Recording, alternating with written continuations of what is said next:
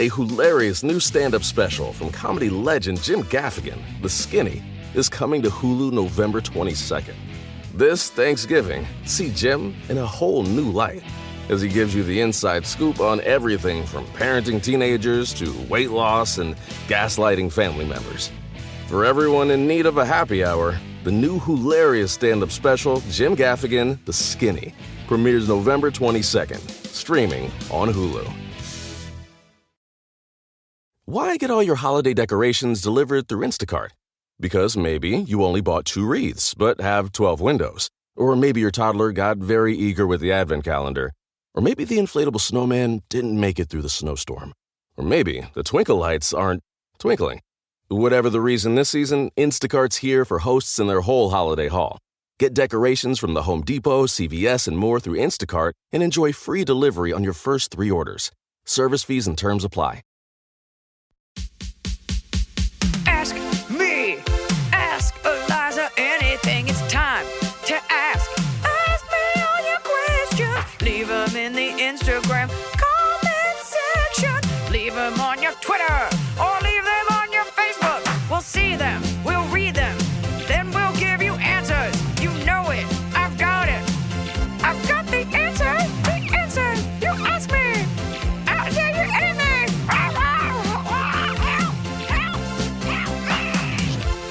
I definitely do feel like technology is fickle. Like we all, like starting this podcast, it's like, oh, it's the same AirPods that I use for the same recording, for the same everything. And then today it's like, no, different button you got to press. Like it's ever changing incrementally while changing at the speed of light. And it's just, that's the worst when you have something that you do every day or every week. And all of a sudden it's just like, today we're not working. Buy a new one. I don't like Bluetooth. I like a connected headphone. I don't like everything going through the air. I don't like that everything's Bluetooth, and I don't like that everything's a QR code. Oh, QR and I don't codes. like that every. And also, what also is fucking annoying about QR codes is for the first several years, nobody knew how to use them. It was like, use the QR code. You didn't know that you could just take a picture of it. That was not public information. I don't even think you could. No, right. You had to download like an app. And I'm tired of having to create a profile for everything. Every doctor's office is like, let's get you into the portal so we can forget your credit card number and ask you for it every time. I feel like there's a lot of big other things this week that we could have kicked this episode off with. Like 2 things come to my mind. Well, this podcast is all about the little things. Drive us fucking batty. Yeah, I'm not even going to make it a top of the cob. Cat's out of the bag. Self-released cat. I am having a baby boy. I plan to. And it will be self-released. And it will be this January. Should be the 28th.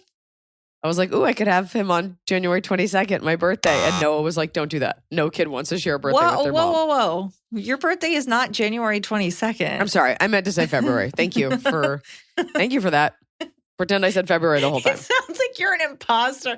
You're gone, and I've just gotten someone else to do this podcast so I can keep this gravy train rolling. I just start glitching, and I'm just like, what, Emily? My headphones always connect. I'm Russian. Okay, the 2 big things. Number 1, baby. Number 2, I saw videos of that Denver arena. Oh, my God. So we are talking on a Sunday morning. So I just got back. We worked really hard, not only to make sure the arena was full, but I was like, we need lights and lasers and sound that's worthy of an arena. And on the ground, it was cool, but I got to see the videos after. And it's rare to see like grainy cell phone footage from the back of an arena and be like, wow, that's sick. I almost said that slaps, but I don't say that. And I was really proud of it. So we're excited to do it even better at the TD Garden coming up Friday, October 13th in Boston. Tell your friends. And shout out to Dunkin' Donuts, who gifted every VIP a box of blue munchkins because we're having a boy and a $5 Dunkin' gift card. Yeah. And then they will also be out in full force for the TD Garden show because it's Boston. Oh my God. Yeah. God, Ben Affleck's going to be so jealous. I'm coming for your job, Ice Spice and Ben Affleck. Coming for your whole profile. I'm coming for all your fans. But yeah, it was an incredible night. So much love and support. And I had the best time. And I have to be honest, because I get all these texts like, how did it feel? And this is just me being honest. I think I do a very big show with a lot of energy.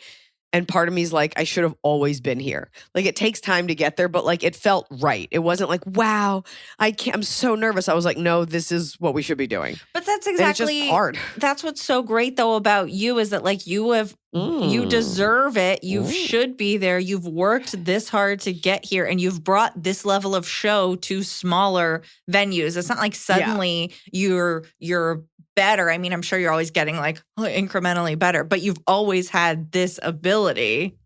Oh, thank you. Yeah, it just felt great. It felt right. It felt like I belonged there. And so hopefully there's more arenas. You know, it's tough. Even last night, we were up against a Rockies Minnesota Twins game. Like, there's always just another major arena doing something. And so I'm still pumped that an arena full of people still came out to my show. I was very touched. Denver, I love you. And won't be the last you see of me. But also, yes, I'm having a baby. And that explains so much to everyone. I already knew, but the breathing, exhaustion, everything. Is the breathing worse? Is the breathing worse with the baby? I think of you as frail and unable to breathe in general. Definitely not frail. Definitely in the nose region. Full nasal capacity. Yeah. But when I'm pregnant, the nose is unusable. When I'm moving, like working out, can breathe perfectly. But I do have to wear a Breathe Right strip. I think it has to do with just like getting blood flowing. But I'm sick. I did San Diego, Arizona, because that's a city, and Denver, all just nose running. Like, it got in the back of my throat. It was a combination of overexerting my voice, so my throat hurt. My daughter was sick, like just carrying around. Body felt fine, but just like nose running. And so you can't enunciate certain words when you're congested.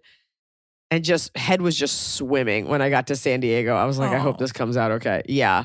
So, you know, I may have had a little bit more than a cup of coffee, but come after me. Come after me if you want. I don't care. I'm ready. That baby's going to come after you in 10 years listening to this. He's going to be like, that's what's up. Now I know why. I see what women put in their bodies. I don't think my baby's going to come out with a horn because I had an extra couple sips of coffee. So keep it to yourself. And now we had a lot of fans come out. We had the girl who had the question. She was like, I wrote in about the in-laws that wanted me to spend money. I was like, the people with the pool noodle? She was like, that was me. So we love having you guys out to the show. And now for the part everybody's waiting for, the part where we answer your questions, otherwise known as our podcast. Right? The bulk of it. Yes. Okay, let us begin. Hello, longtime fan, first-time submitter. We are seeing your show tomorrow. Now, this was the 28th, so they saw you on the 29th. They had a great time. Okay, you had a good time, yeah. They did. I know they did. Oh, in Phoenix, super excited. Apologies that our fall is still 100-plus degrees, but it's a dry heat. It was 103 degrees. Not that I felt it because I was inside sleeping because I was sick. But yeah, you guys are not ready for fall. But at night, it was delicious. I will say that. It was like that nice, cool desert air. I enjoyed that. Sometimes I don't know if I have the worst sister-in-law in the world or if I need to just get over myself. Honestly, you could probably have me as a guest of your podcast and have an hour episode just discussing her and how I think she is terrible. Honestly, if some show just gave people an outlet to complain about someone else for an hour, it would be the number one show. I would actually love that. I love talking shit about people I don't know. Right. Oh, let me know about your worst relative and let's just pile on that person who may be right. Right. But I'm talking to you, so I'm on your side. Yeah, we only want one side. That makes it less complicated. I want the fun side. Yeah. I want the side that involves more shit talking. Okay. So I don't even know where to start. The borderline child abuse, the holier-than-thou attitude, the attention-seeking self-victimizing, or the keeping up with the Joneses with a hint of laziness. She's a realtor, but was a stay-at-home mom for 7 years. She constantly gets annoyed at how her husband is always doing things for work, but his high-paying job supports everything she wastes their money on and their 3 kids. She says she's going to look for a true 9-to-5 because they need her to contribute financially, but never bothers to look, and instead wastes her day by herself doing whatever the fuck annoying 40-year-olds do. When I was pregnant during COVID and gave birth during COVID, she never even reached out to see how I was doing. The first time she reached out after my daughter was born was to give unsolicited advice about scheduling a doctor's appointment and ignored that I had been isolated since a month before giving birth and had to be isolated 3 months after giving birth.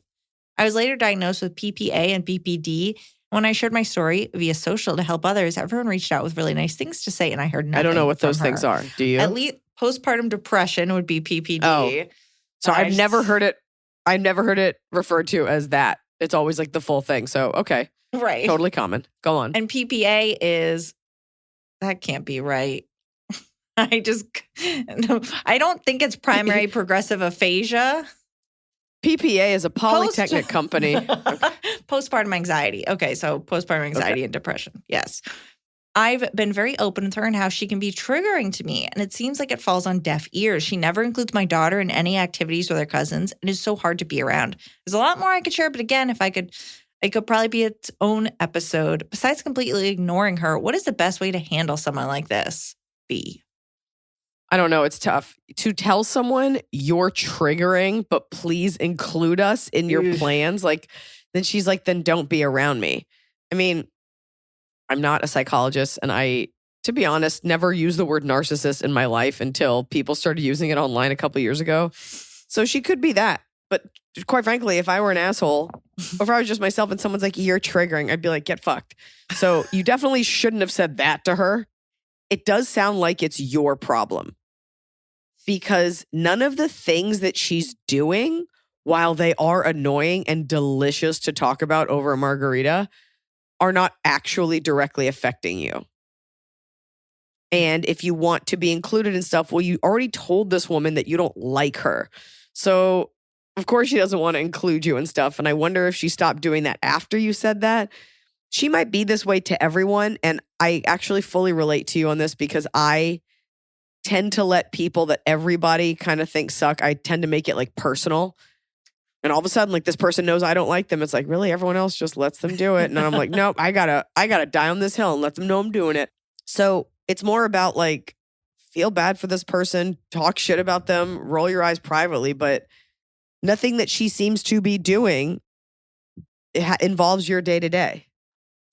Right. She's just annoying to look at, but it's like she's not asking you for money. She's just not working. She's hanging out at home being a jerk. Yeah. And giving unsolicited advice, which, okay, that's annoying. You can tell her not to, but. Not even. If she does, just be like, okay. It really comes down to your constitution as a person. I get unsolicited advice all the time from people who mean well, annoying people. Like it just kind of wafts into your atmosphere and it's on you to just shake it off. Sometimes people give unsolicited advice and you're like, oh, okay, I kind of like that. But there's something about us as women where when people do it, what we take from it is, oh, you assume I don't know what I'm doing and that's why you're telling it to me. When in actuality, people sometimes just do it because it's a habit.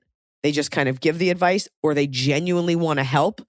But you don't have to come from a place of this person assumes I don't know. It could just be their way. So have more confidence in yourself. And maybe they do have something, but I guess it's tough to always assume that people are coming from a good place because most people are really dumb. And you're looking at the way this woman lives her life. You're like, why would I want any fucking advice from you? And when you're around her, just sustain and maintain, just kind of, you have to let like water off a duck's back. Especially because it's all these other friends did reach out. So what's the, like all these, you have all these great people in your life. Forget this lady. You do have to get over it.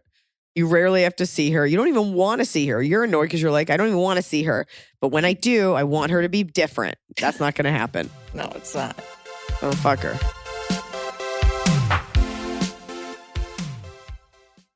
Fall has fallen. Winter is on its way. The days are shorter. But just because, well, they feel shorter. And just because the days feel shorter doesn't mean your to-do list gets any shorter. You still have to power through your busy days. And a great way to do that is with nutritious food from Factor's no prep, no mess meals. At the end of a short day in the fall or the winter, the last thing you want to do is have to cook. Factor has got you covered from breakfast, snacks, dinner, anything in between. Factor has easy, nutritious options to keep you fueled, like their chicken Florentine with spinach and garlic chili cauliflower. You bet. That's what I want to make myself at the end of a day where I am exhausted and my husband isn't home. Whether you like routine or you enjoy mixing things up, Factor has you covered with 35 different delicious meals every week and over 60 additional convenience options you can add on, like keto cookies, pressed juices, and smoothies. And because Factor meals are chef prepared and dietitian approved, you're going to love not only Factor's meals taste, but also how they support your goals, even if your goal was just making yourself dinner. Head to factormeals.com/Eliza50 and use code Eliza50 to get 50% off your first box and 20% off your next month. That's code Eliza50 at factormeals.com/Eliza50 to get 50% off your first box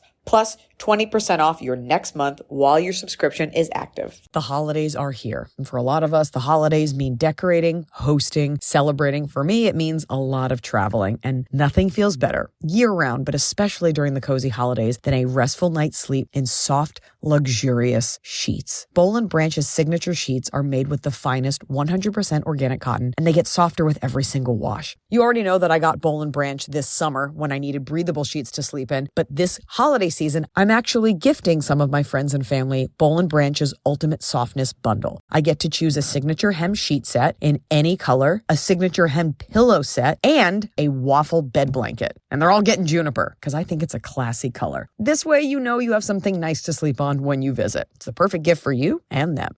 Gift you and your loved ones a better night's sleep with Boll & Branch. And right now is their best offer of the entire year. For 25% off plus free shipping on your first set of sheets, head to bollandbranch.com/Eliza. That's Boll & Branch, BOLLAND branch.com/Eliza for 25% off. Limited time only, exclusions apply. See site for details. So finally, fall is here. I have been looking forward to it. I have had a hard year in a good way. You know, like I had a baby. I have been on a nonstop tour, nonstop traveling, and it's been hot. So I'm looking forward to, of course, pumpkin spice, everything, cooler weather, and slipping into a cozy sweater from Quince. I've talked about Quince before. Quince has beautiful leather jackets, cotton cardigans, soft denim, and so much more. All Quince items are priced 50 to 80% less than similar brands. Dressing expensive doesn't have to be expensive. Their clothing is beautiful, it's durable, it stands the test of time, and it's what I like to call a capsule wardrobe. I got an Italian wool cocoon coat. That's one of those, you know, it's got like a European collar and it covers my butt so I can walk around New York City and not be chilly. And Quince only works with factories that use safe, ethical, and responsible manufacturing practices. Get cozy in Quince's high-quality wardrobe essentials. Go to quince.com/Eliza for free shipping on your order and 365-day returns. That's QUINCE.com/Eliza to get free shipping and 365-day returns. Quince.com/Eliza.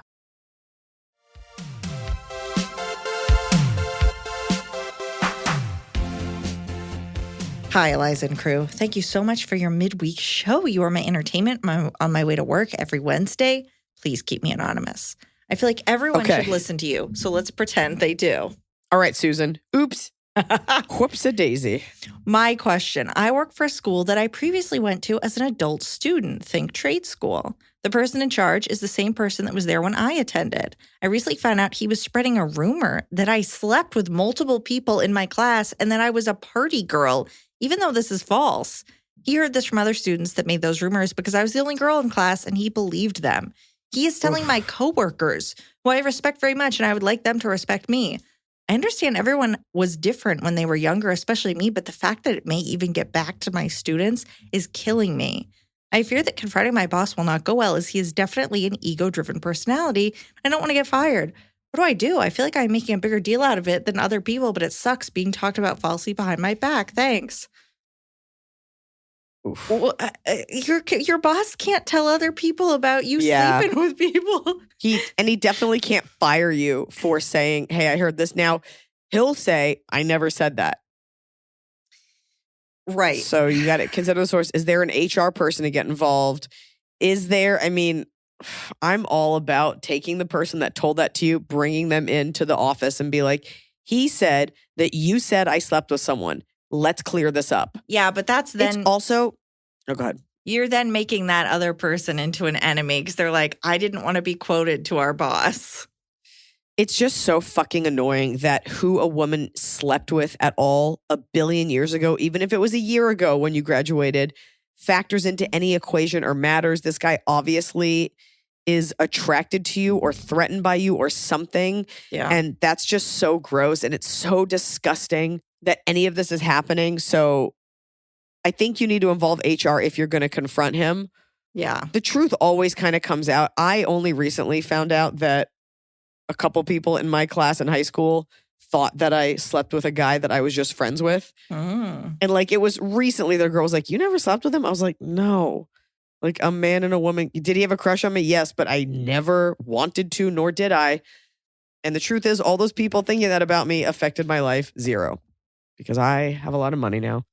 But that sucks because I'm just kidding about that part. But that sucks because it's your place of work and you don't want to feel bad.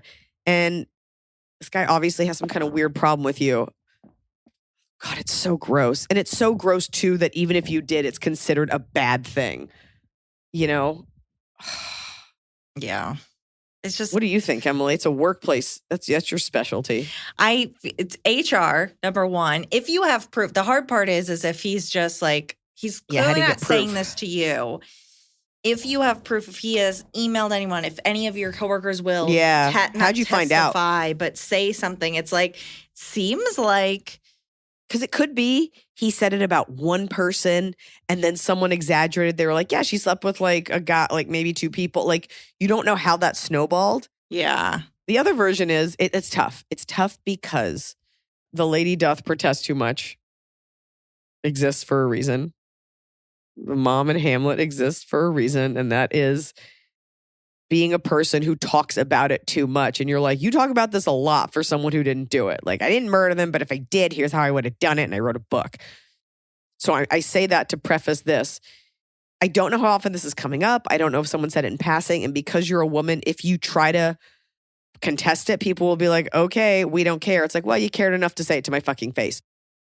There is the version, let's say your boss's name is Rob, where somebody brings it up and you're like, Rob has this like weird obsession with spreading this rumor that I slept with people and I don't know where it came from.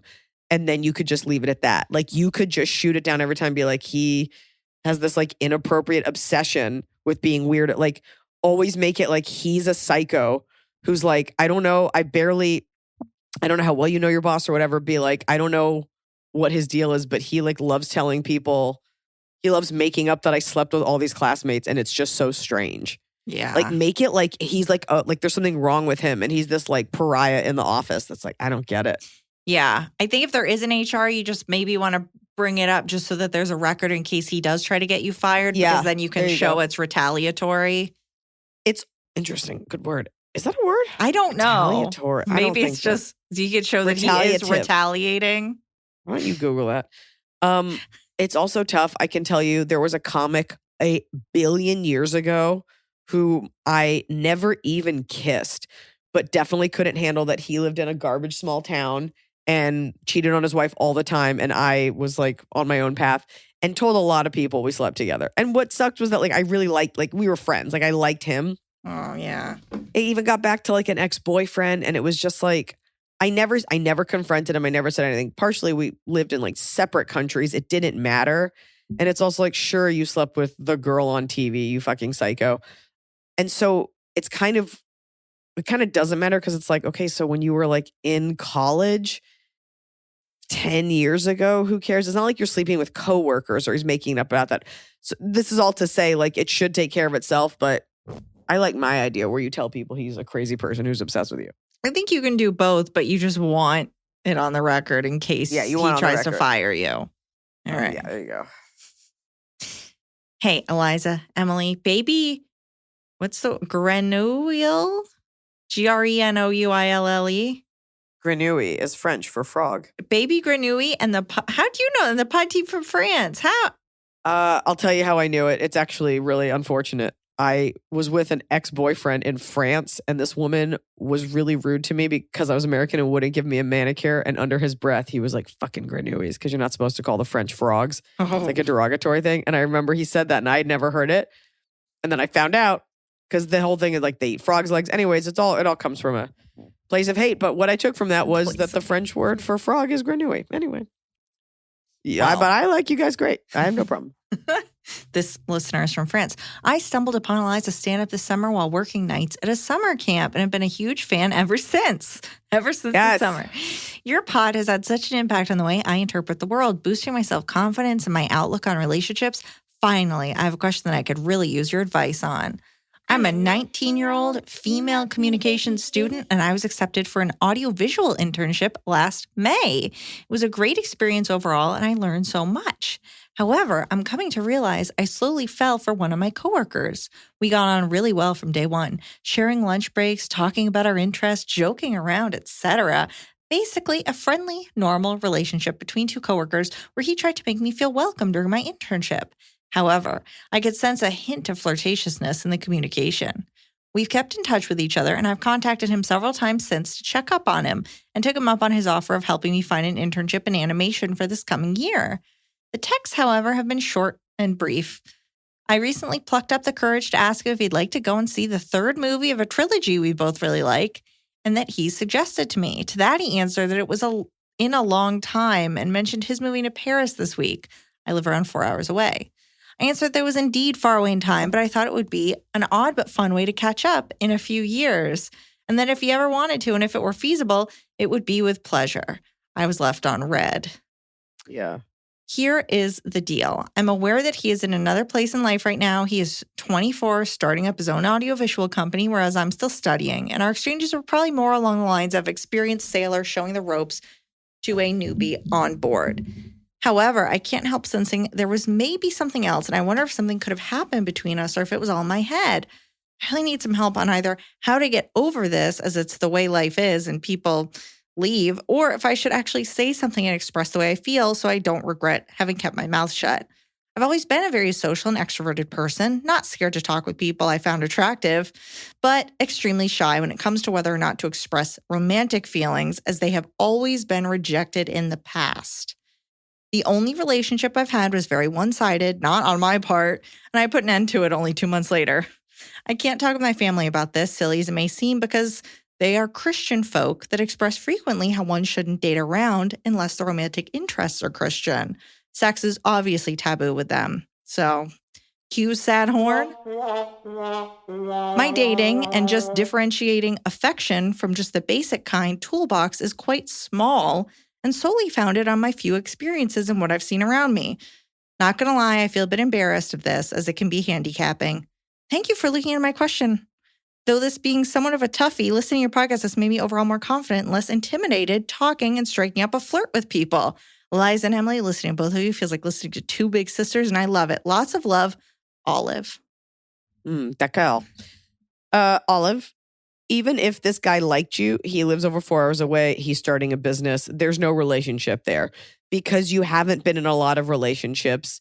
You're pursuing this because you're like, maybe there was something there. Doesn't matter even if there was. You did nothing wrong. Even if you did, you'll never know, but you did nothing wrong.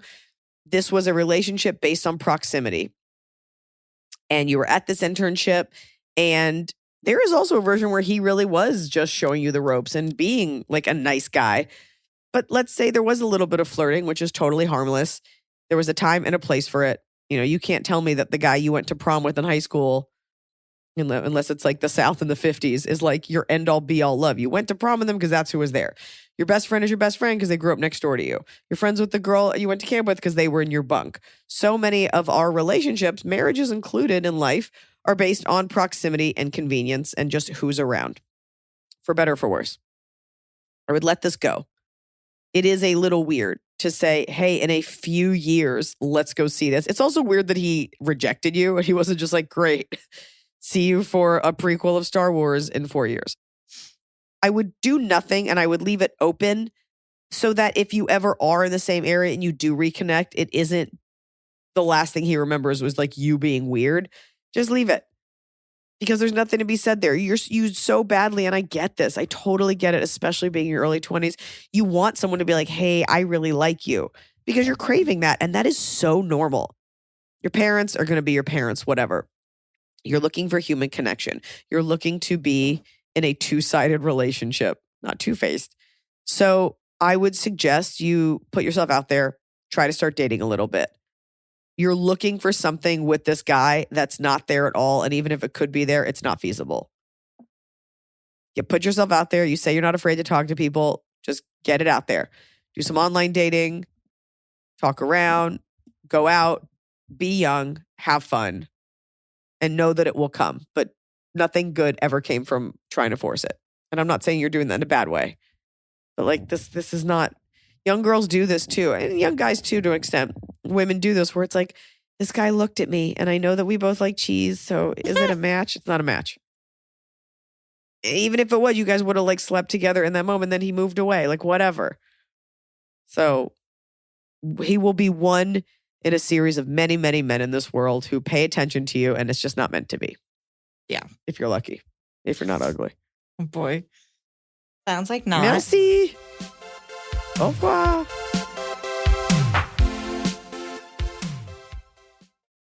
A hilarious new stand-up special from comedy legend Jim Gaffigan, The Skinny, is coming to Hulu November 22nd.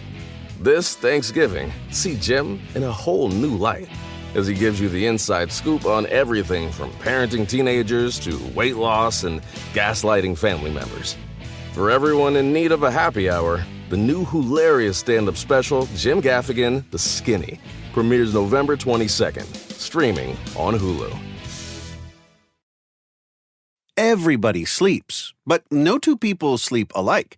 At Coop Sleep Goods, we celebrate the way you sleep differently. We believe everyone deserves a great night's sleep with their own pillow, and the adjustable, customizable Coop pillow makes it easy. Whether you're a side sleeper, back sleeper, or even a starfish, we've got the perfect pillow for you. Crafted with our innovative memory foam and microfiber fill, our hypoallergenic pillows adjust to you, not the other way around.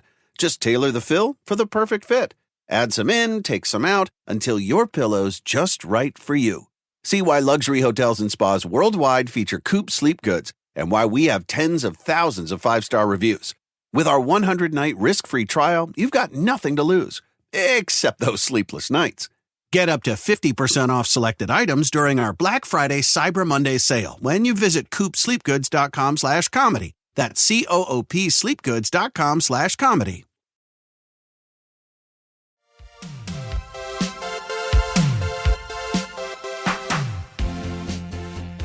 Hey, crew. Background. Now, that I need to say this email has little subheadings, and which I like. The first one is background. Eliza, I met you at the Florida Only VIP in Tampa. We did the put your back against mine pose. You do so many of those VIPs that you probably don't remember. It's okay. Anyway, now I will pause this and say, Eliza, you remember a lot of things. You remember people you meet. You remember questions that were asked on this show. I can't remember where I put my fucking headphones. I spent most of my days just like looking for my phone. I love that we called it the Florida Only tour. I don't remember that post simply because Put Your Back Against Mine and Party Goblin are the top two requested poses. So yeah. You're in good company. Yeah. I was totally enamored with you because I'd never met a celebrity before, and I'm such a huge fan. I had a few options for shows and VIP tickets, and I chose you. Madonna is coming to Tampa, and I actually bought your VIP tickets for me and my bestie over Madonna for her greatest hits tour. You hear that, Madge? You hear that? Granted, she cost a lot more, but I could afford it. And even if the price is the same, I'd be there to see you. Kissy face. Yeah. Well, one day you'll have to prove it. One day when those ticket prices get up there and I abandon everyone who needs a $45 ticket, we'll see if you put your money where your mouth is. My friend was unfamiliar with their work, but I needed someone to go with, so I paid for his ticket as well, and he's a huge fan now. All right, that's doing the good work. Context, the next subheading. I am not a nurse, a grad student, a bride, or a bridesmaid. Still love all your podcasts and fans. Anyway, not to stereotype gay men, but sometimes we just meet up with other guys for short-term flings. I think straight people do as well. What I don't get is why some guys insist on knowing your age. If it's just a fling and you're attracted to each other, who cares, right? Not like we're heading. What? Knowing Why your did I age. get lost? Is this a boy or a girl? This is a gay man. I'm sorry. I think. Yes, gay man. Not like we're heading to the altar. We'll probably never see each other again. So now, next subheading, question. I am sensitive about my age, and nobody knows how old I am outside of the government, my family, and a few close friends. I prefer to keep it that way. What's a funny way to dodge that question and keep them from asking more? This doesn't need to apply to a fling. I get it in everyday life, although most often with flings. I look very young for my age, and I'm not an insecure person. I'm confident and happy with myself. My only hang-up is people knowing my age. Part of it is I like to be a little mysterious. Part of it is that it's nobody's business. Anyway, people asking drives me crazy. Thanks for keeping me laughing, improving my vocab, and being someone to look up to. XOXO JJ. Hey, JJ. It's awful. I'm dying to know how old JJ is. We got to know if we can answer you properly, JJ. No, I mean, so the first part is you're talking about like just meeting up to have sex, and they're like, we want to know how old you are. I think there's a level of comfort there, to be honest. I think, and I don't know how old you are or what you look like. I think if you are, and I get that in the homosexual community, hooking up is more commonly done than in the heterosexual community, just like meeting up to have sex, whatever. Not that straight people don't do it, but Grindr was founded on like, who's around? Mm-hmm. But you have to put your age. Right. No, I'm just saying. Yeah. The frequency with which it's done, I think, is more in that culture. And I think if you are like as a girl, if I was like a 25-year-old girl and some guy looked young, and there's something you don't feel great about knowing someone's like 50. Like it just gives it context. I'm putting that out there to say, like, in a way, people have a right to know who they're hooking up with, who they're sleeping with. It doesn't matter, but I guess it does. If it's a big enough gap, it might make you uncomfortable. And you're saying, what, we have a connection, who cares? It just does matter to some people. And if that, I mean, you have the right to just be like, if that matters, I don't like to talk about my age. If that matters to you, there's other people I could be having other ageless people I could be having sex with. Yeah, I think this is tough. I don't disagree. I see both sides because I see like, look, hey, if they didn't notice, if they can't tell, and it's not that he is underage, it's that he seems like he's a little older but looks young. For so sure. He's not committing a crime. But I think that's what you're saying. I think it's that you're like 50. And again, I haven't seen your picture or anything. Right. You are a number that society has said is wrong. And you don't want to deal with the fallout. You don't want to deal with the judgment. You don't want to deal with misconceptions. You don't want to deal. And I get that. We all have those things in our lives. We're like, I don't want to talk about it because I don't want to deal with the ignorance. Totally fair. I think you're also being set up, though, to be lying from the outset because if you're on these apps, they have you put an age. And you'll see this in guys' profiles sometimes on like straight Tinder or whatever, where they're like, oh, it says this age, but actually that's not my real age. You're like, oh, you put in your wrong age? How'd you do that? You did that so that when people are swiping and they have their limit set to like 50, you put your age as 49. It says I'm 55 and I don't know how to change it because you want to still be in people's swiping ranges. You know, right. That's there is an element of a lie. Now, it doesn't sound like that's what JJ is doing, but it's why other people are like, okay, no, really, how old are you? Like the app says you're 18 and you look 30. Like what's happening here? You know? I mean, yeah, the good news is you look young. So, you put your real age down. You don't want to be discounted. Nobody who gets older wants to be discounted. But your question is, what can I say? You're not asking me about how to like up your Tinder game. You're saying, what can I say? I guess it depends on if you plan on having a relationship with that person. I mean, people are going to find out your age. It's going to be online. Someone's going to find a piece of mail. Like these things happen. You say you're not insecure about it. And it's not that you're insecure, but you don't want to deal with the judgment. And to a degree, that does fall under insecurity because you are insecure about the fact that people are going to judge you for it. If you really want, I mean, I've definitely met gay men and women in general who just don't say their age. I have never pressed anyone further on it. No. Because that's a weird thing to do. Like you're coloring my hair. I'm meeting you at a party. It's weird to ask someone's age that you're not planning on being intimate with. And if someone asks, you can just be like, I'm timeless, baby. And if someone pushes you on it, you could just be like, I don't share it. I just don't like to. Yeah. And then you could just walk away from that person. You have to be comfortable with making them uncomfortable. And we talk about it all the time. Right. If you have a guy over and you say like, I won't tell you my age, you say, I'm timeless or I'm not really comfortable sharing until I know someone better or whatever. And they say, oh, that's weird. You just have to be like, okay, then bye. That's going to rule be people aggressive out. about it. Yeah. I mean, look, it comes down to if you want to set a boundary, you kind of have to be okay with enforcing that boundary because it is a strange thing. People don't think about the age thing, especially when they're younger. But you don't want to say it because maybe it does make you feel a little bad. Maybe you have dealt with someone mistreating you in the past. So you just say, I'm timeless. Or just something like that. Something, yeah, like dumb, like, oh, I've been celebrating my 25th birthday for a few years, or like There I you stopped go. counting, or 25 forever, baby. And anybody that presses you on it, unless they're going to be in your life for a while, then that's that. I think that you will also run into a problem of just because you've set this boundary, people will now be curious, like, are you 95? What's happening here? How old are you? Just say old enough. Right. Old enough to know better. Old enough to know I don't ask people about their age, which is an Oh. old person thing, but Yeah. that's your sassy answer. Hello, AIA fan. First, I want to thank Iliza for such an amazing show in San Diego. My mom and I had the Top of the Cop shirts, and you were so sweet to us when meeting you. I'm so glad you love the gifts, too. This is Christina, by the way. I'll say her name at the end, but Christina from San Diego. Now, for the question. I have an aunt who asks an excessive amount of questions, the kind that you may think of for a brief moment, but probably not actually ask or care to know. We have a group chat with myself, my mom, and my aunts, and it's to the point where we like to try to predict the follow-up questions. For example, someone sent a text about the great burger they had. These types of questions would follow. Where did you get the burger? What kind of burger was it? Did you eat there or bring it home? What else did you buy there? Who went with you? How much did it cost? No exaggeration. One of my other aunts once asked her if she was filling out a police report. Any ideas on how to lessen this? Thank you again for everything, Christina.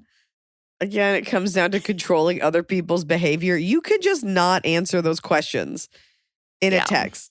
Like you could literally just answer the 3rd out of 5. Only a maniac's going to be like, but what about my other questions? What about my other 4 questions?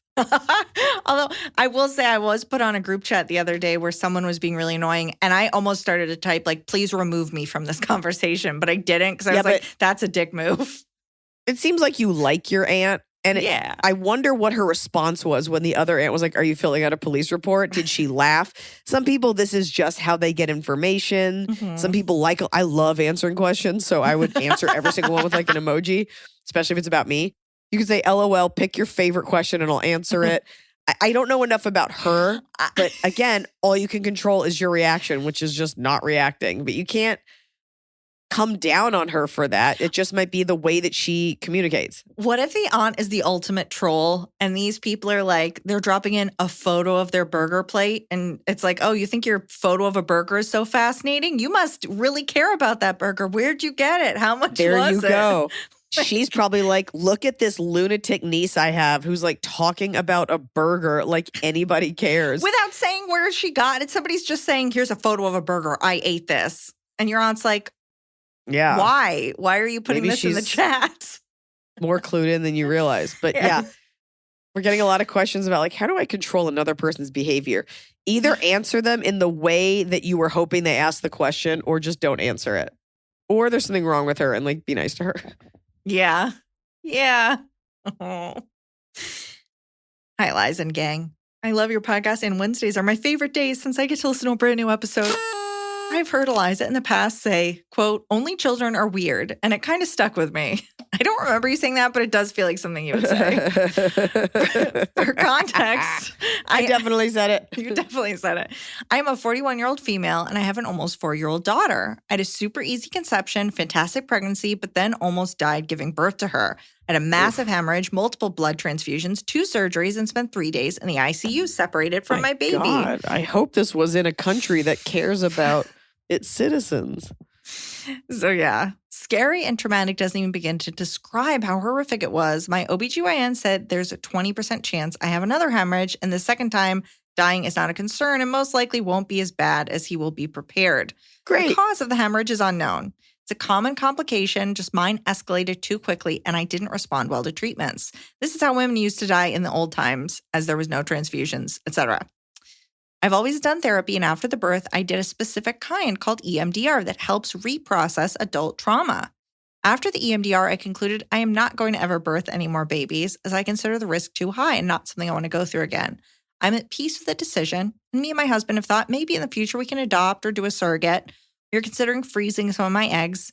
Quite frankly, right now, I do feel our family is complete, and I love that I can give my daughter all my attention, and I can't imagine having another child.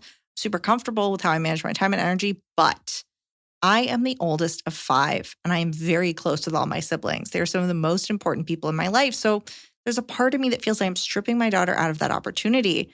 Love to hear your thoughts. Thanks. Can't wait to see you in DC in November. I'm flying from Miami so I can see you one more time. Now, P.S. update. Update before the question even goes on air. LOL. I sent this the same day Iliza posted she is having a baby.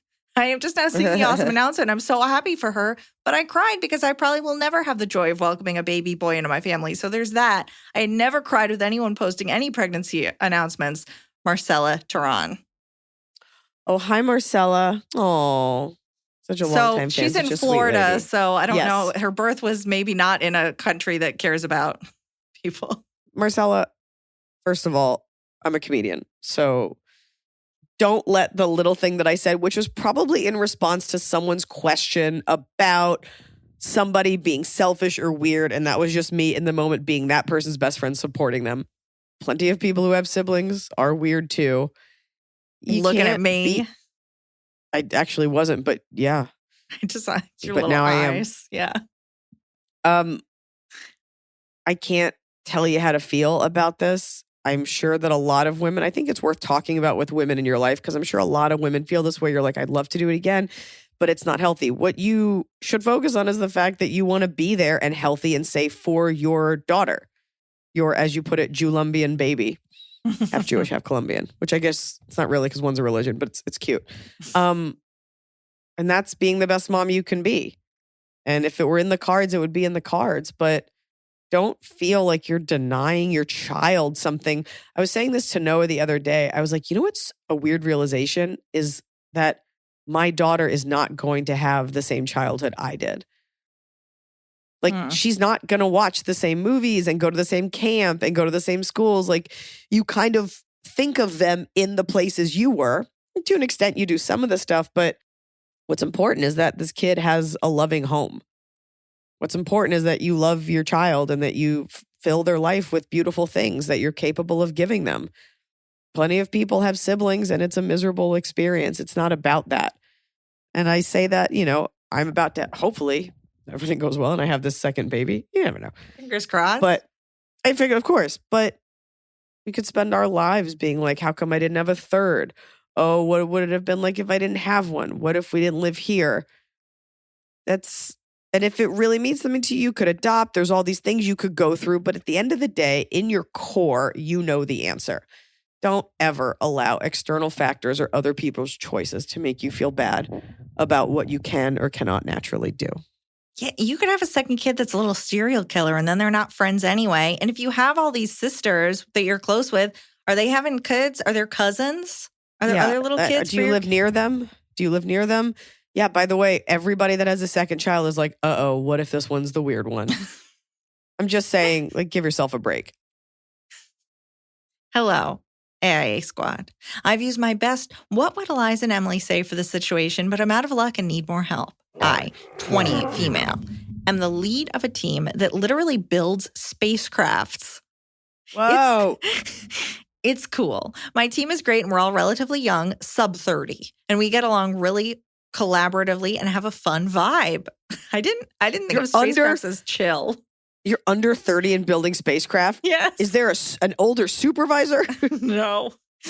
That's all until a new dickish mansplainer joined the team. This guy, let's call him Dustin because that's his name, joined about 2 months ago to fill a needed spot. His work is fine, but he's replaceable. Anyway, he's a total mansplainer and is super traditional. Think boat shoes, teacher wife, lives in Connecticut. He'll repeat my plan back to me like it's his idea, tell me things that I know because I literally designed it, and waste time telling us dumb things like, buying land is the only way to invest money. His verbal dumbness wastes so much time and gets pretty insulting, especially because it's clear he doesn't know what he's talking about since he's new to the project. It's not just me being petty. He's mansplaining work to literal PhD doctor scientists, also women, and to people 5 years ahead of him on the project. The other women on my team have noticed too, and we're doing shared eye rolls and minor call-outs, but it's not enough. I've tried things like, yeah, I know, it's my work you're looking at. Hey, Dustin, we're waiting on you again. Or, hey, you're holding us up. This should have been done. But it's not sinking in. I have to repeat myself constantly just to get him to do his actual job. I get he's probably trying to prove himself since our organization is super prestigious. Wow, Emily, just really batting I got scared. I got scared on that one. What is it? Prestigious? You could do either. Or either. But everyone I work with, I'm not going to be on this NASA team. Everyone I work with is very humble. Not at this rate. Not with this track record. Everyone I work with is very humble and team-orientated, except him. I'm a direct person. I'm more than willing to do some light public shaming in front of my team and call him out, but I don't know what to say anymore. Do you have advice on how to approach him? What can I say to express that his mansplaining is unappreciated, unnecessary, and it's wasting time and money? Thank you for all your wisdom. I'm excited to hear your comebacks and approach. Best, a fed-up engineer. Ooh, it's tough because once again, and I get it, I am this person. Here's someone who everyone claims to be bothered by, but you're the only one bearing the brunt of it and like letting it bother you and saying stuff.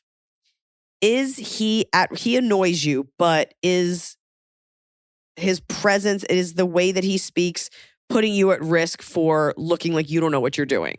Like, is he doing it in front of your boss? You know, is he doing it in a way that sort of takes away from your character? I'm guessing not. I'm guessing he's just really annoying and he annoys everybody else. And it's tough because you're not his superior. You're just annoyed by him. It's tough to be like, just ignore it. I think she is his superior. Let me make sure. Lead. Like she's the lead of a team. Then you need to pull him aside. And this is a new person. And I think you be a little bit gentle because you did also mention, and I was thinking this, like he's just trying to prove himself. And sometimes, and I know this from experience, not from being this person, but from working with someone like this, sometimes when people feel insecure, they do too much or they do this like ancillary work that is not even so much counterproductive, but it's a lot of like, look at me, and I'm saying things and I'm repeating things. I wonder if you are in a superior position, if it might be worth sitting him down to say, I just want you to know you're on this team for a reason.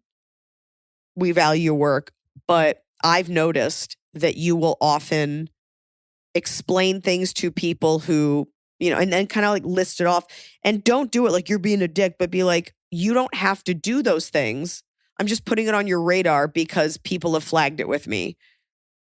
You're doing good work. You wouldn't be here if you didn't do good work, but you don't ever have to prove yourself other than with the work that you do. Or the guy is just a dick. Like, even within the world of comedy, I definitely find there are men that I love and respect a lot who just naturally explain stuff to me. And I will straight up be like, oh, wow, is that your own idea? Like, I'll make a joke about it. And then they'll laugh because they weren't doing it to be mean. I wasn't. Sometimes people aren't doing it to be mean. And it's just the way what happens is then you're the rude one because they were like, oh, I was just trying to help. Some people also understand things better when they explain it out. You know, it's not like he's stealing anyone's ideas. So I think it's maybe worth trying to get to know a little bit about him, trying to appeal to his better angels before you fully go in and like lose your mind. Right. I think it's like pulling him aside, not in front of everybody being like, Dustin, you fucking suck. But basically pulling him aside like, hey, I want to make sure you fit into this team because this is a really close-knit team. And I think people are having some issues. Like as though you're pulling him aside and talking to him one-on-one and giving him like the hot goss on how to work as a team. But it also sounds like maybe he's not that good at his job. And that's a separate issue where if he's actually bad at his job, we got to get him on a PIP, a performance improvement plan. We got to get that figured out.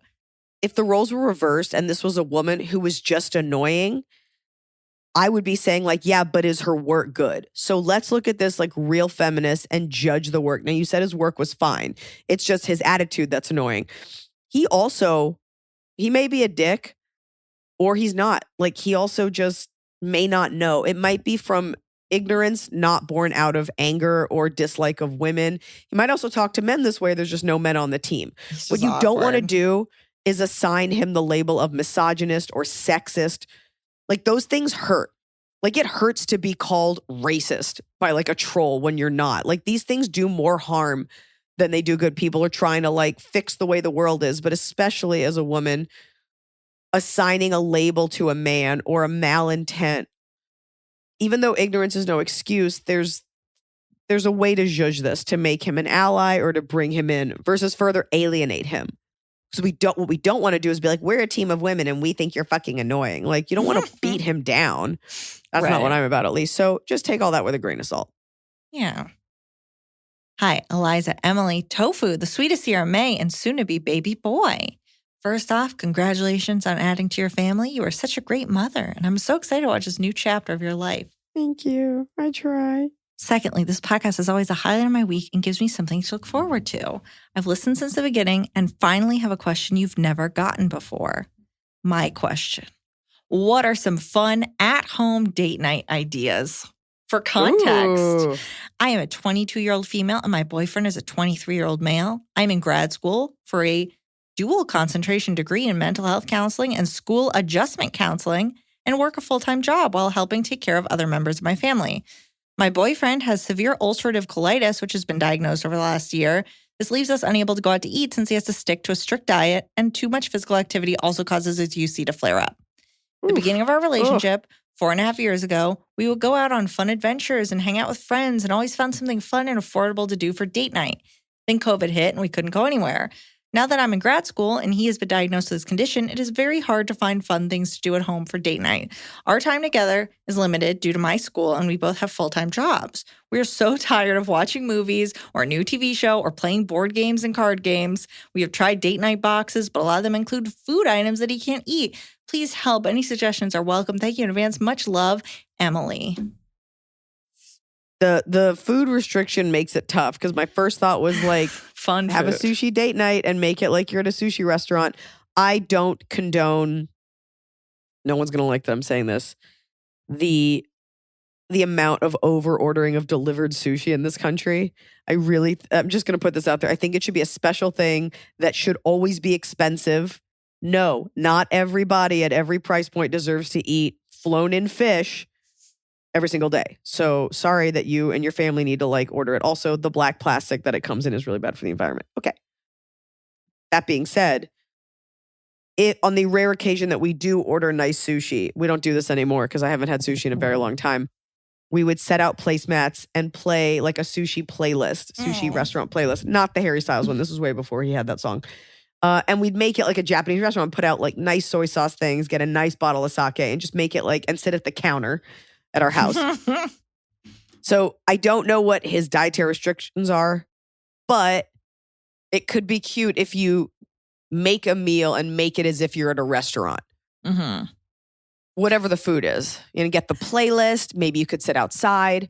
There's always going for a walk or going to a park. I'm trying to think of a date night thing because we don't really ever do that. But he can't do physical activity.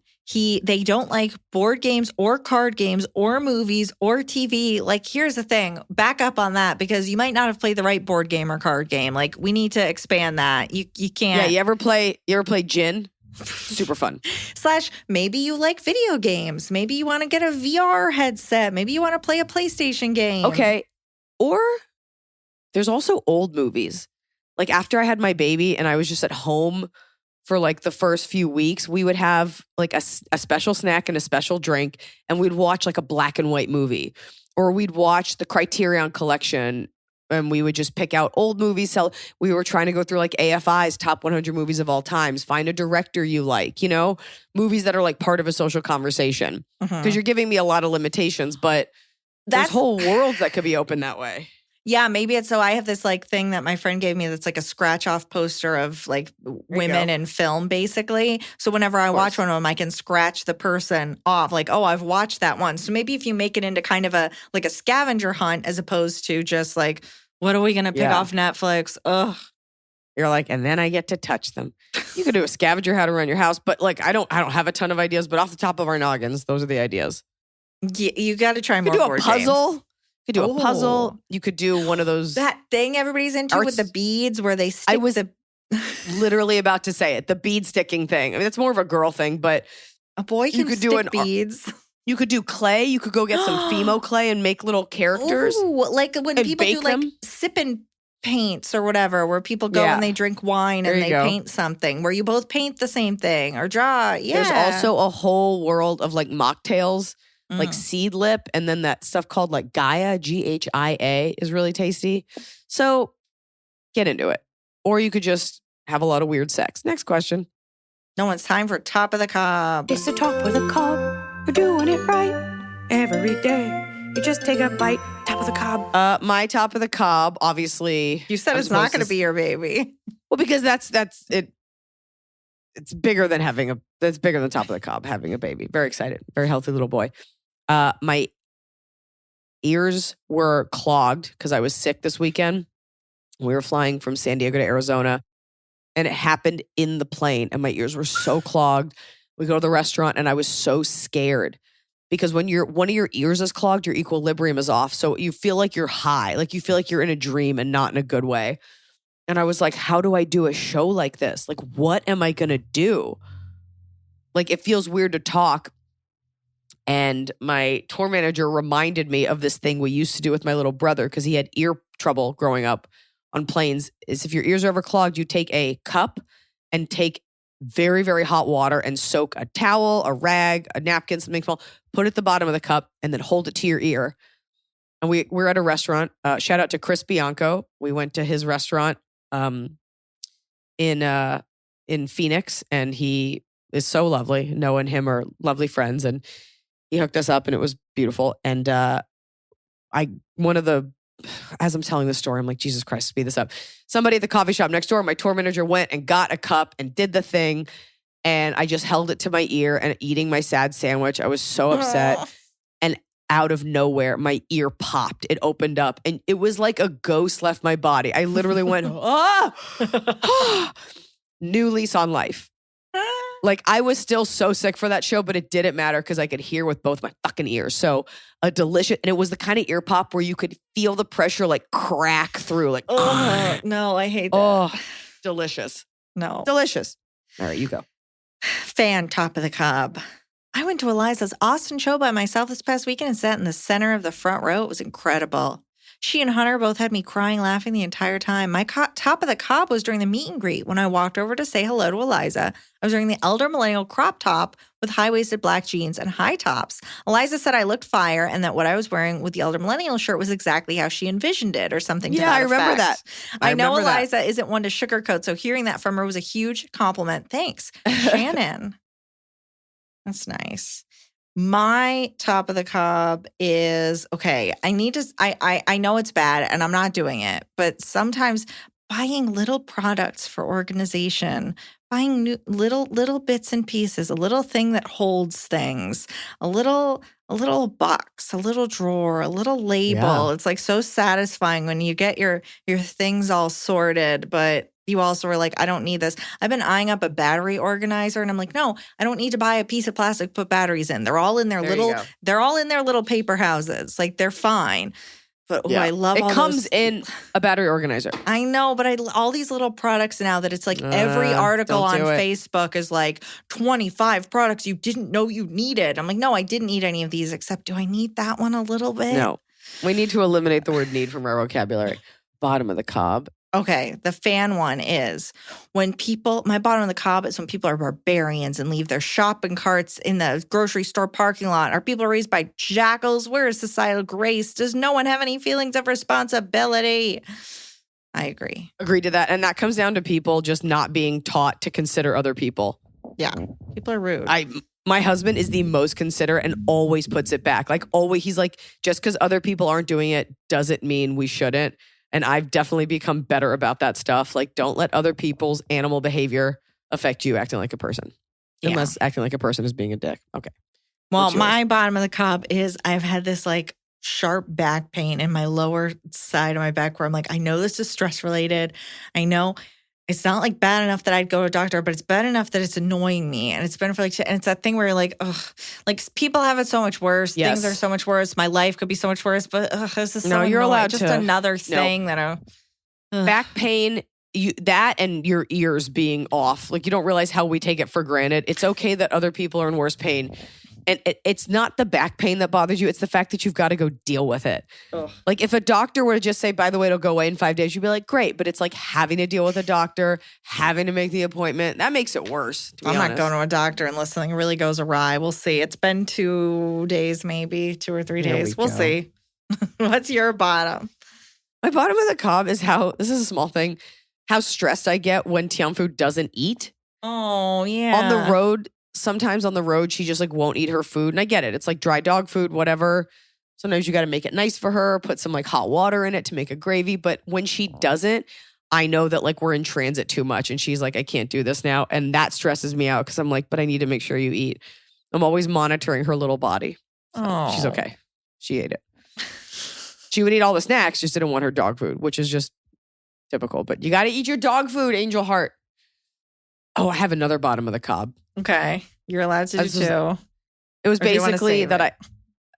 no, I'll forget it. It was basically that right before I got sick, I did 3 shows, which is not abnormal for me. Just 3 sets around town. And one of them, the audience was awful. So I found myself like trying a little too hard. And I was like, I don't need to do this.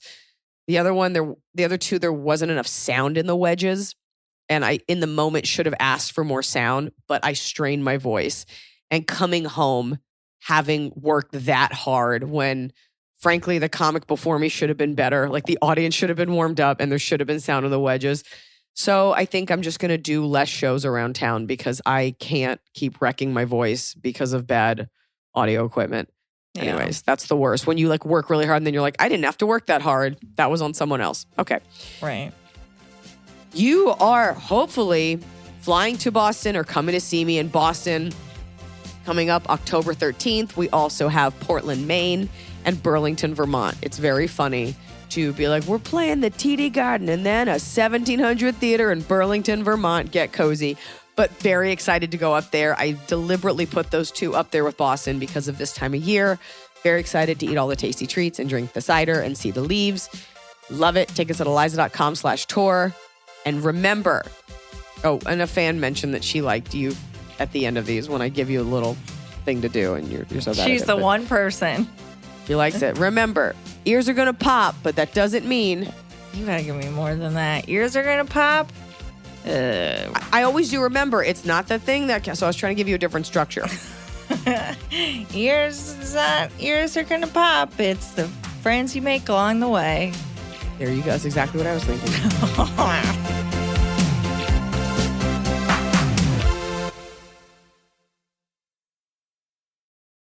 It's time to have your high five moment with High Five Casino, the top social casino where the action and real prizes never stop. Fun spins and big wins are right at your fingertips with over 1,000 games, including High Five Casino exclusives. High Five Casino is always free to play with free coins given out every 4 hours. Sign up today and get free welcome coins you can spin for a chance at cash prizes. Visit highfivecasino.com. High Five Casino. No purchase necessary. Void where prohibited by law. Must be 21 years or older. Terms and conditions apply.